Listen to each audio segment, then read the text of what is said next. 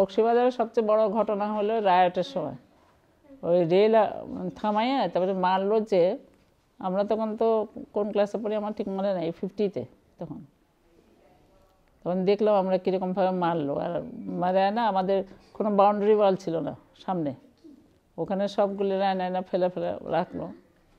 আমরা দাঁড়ায় দেখলাম। তখন রানীপা বাবা ছিলেন না বাসায়, কেউ ছিল না বাসায়, ছেলে কেউ ছিল না। রানীপা তখন বাবার দোনালা একটা বন্দুক ছিল, সেই বন্দুকটা দিয়ে ছাদে যায় ইয়ে করলো, মানে বন্দুক মারলো। তো ওই গুলির আওয়াজে মনে করছে পুলিশ আসছে, সব দৌড়, কিন্তু লাশগুলি সব আমাদের বাসার সামনে। হ্যাঁ, সব হিন্দুদের। একদম ট্রেনে থেকে কী করে যে নামাইলো, আমরা দাঁড়ায় নিজেরা দেখলাম, কিছু করার নাই আমাদের। ওইটা বকশীবাজারে আমাদের বাসার মাঠেই। তারপরে ট্রাকে করে উঠায় নিয়ে গেল।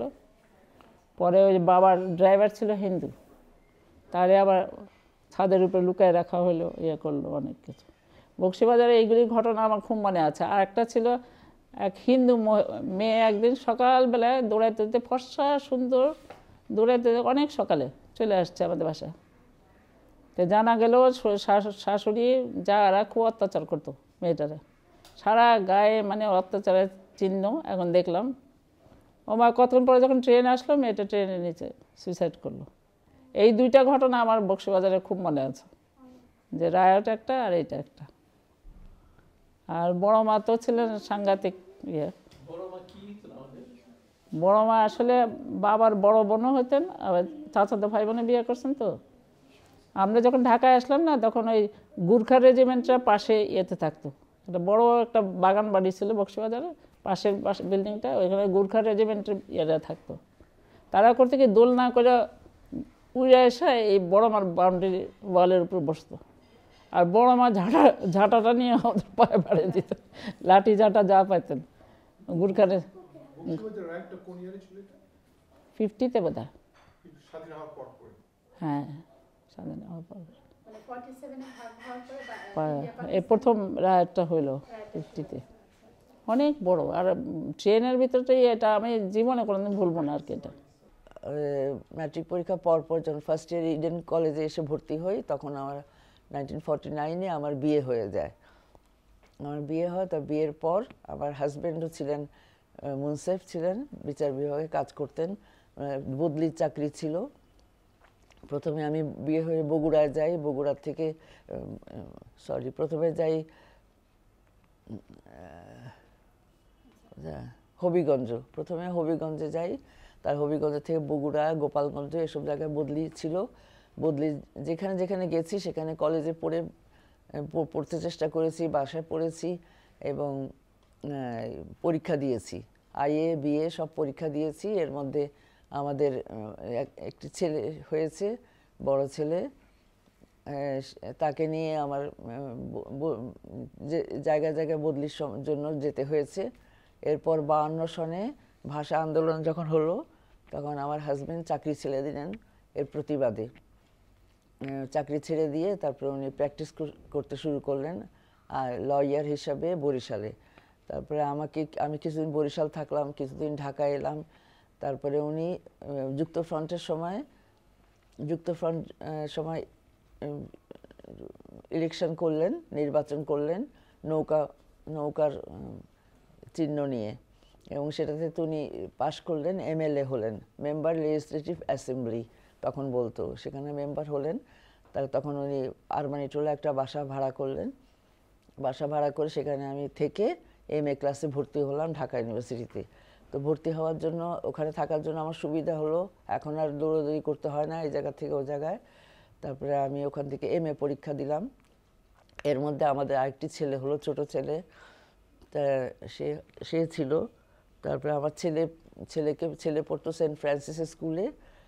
তখন গ্রেগরি স্কুলের আগে বাচ্চাদের সেন্ট ফ্রান্সিসে পড়াতো, তারপর সেন্ট গ্রেগরি স্কুলে যেত। তো সেন্ট ফ্রান্সিসে আমার বড় ছেলে পড়তো, আর ছোট ছেলে একেবারেই ছোট ছিল। তখন এমএ পাস যখন করি, তখন একেবারে কোলে আমার ছোট ছেলে। তারপরে এমএতে আমি ভালো করলাম। আমি মেয়েদের সেকেন্ড ক্লাস 4th হয়েছিলাম, আর মেয়েদের মধ্যে ফার্স্ট হয়েছিলাম। যাই হোক, যেহেতু ক্লাস করতে পেরেছি, সেজন্য আমার রেজাল্ট ভালো হলো। এরপর আবার আমি একটা সুযোগ পেলাম 1980 সাল থেকে 82 সাল পর্যন্ত একটা স্কলারশিপ পেলাম USAID থেকে। একটা স্কলারশিপ পেলাম, স্কলারশিপ পেয়ে আমি আমেরিকার মেরিল্যান্ডে পড়তে গেলাম। তখন পড়ে ওখান থেকে আমি আবার সেকেন্ড টাইম একটা MA করলাম। না, তখন তো এই যে ছিল যে ইডেন স্কুলটা বড়াপাতে ইডেন স্কুলে পরে এসে ভর্তি হয়েছিলেন, তখন ইডেন স্কুলে আমাদের ভর্তি হওয়ার কথা ছিল। এই যে সেক্রেটারিয়েটটা, না এই যে সেক্রেটারিয়েট এখন যেটা সচিবালয়, সেটা তো ইডেন বিল্ডিং নাম, ওটা ইডেন স্কুলের জন্য করা হয়েছিল, সেটা বাংলা বানাচ্ছিলেন ওটা।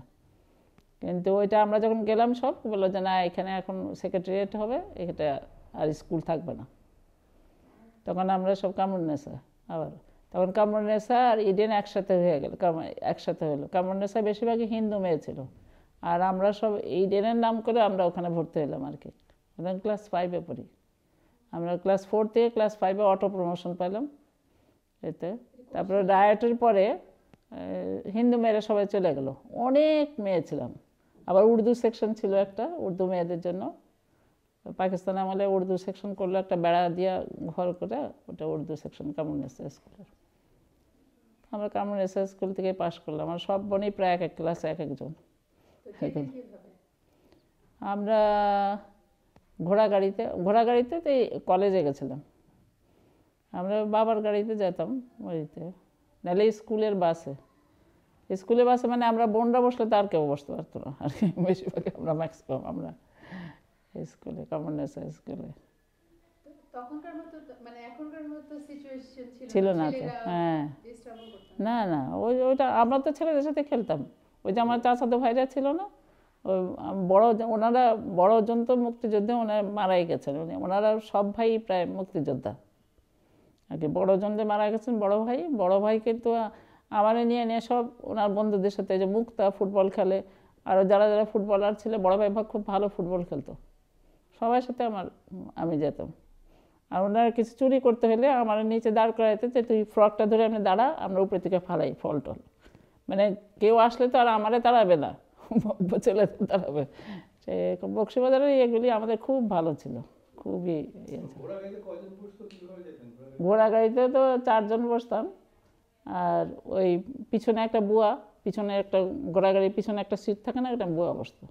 বুয়া ওখান থেকে আমরা বেশি জোরে কথা বলে বকা দিত, অবস্থা ছিল। আর আমাদের তখন ড্রেস ছিল না তো, স্কুলে কোনো ড্রেস ছিল না, এখন তো স্কুলের ড্রেস আছে।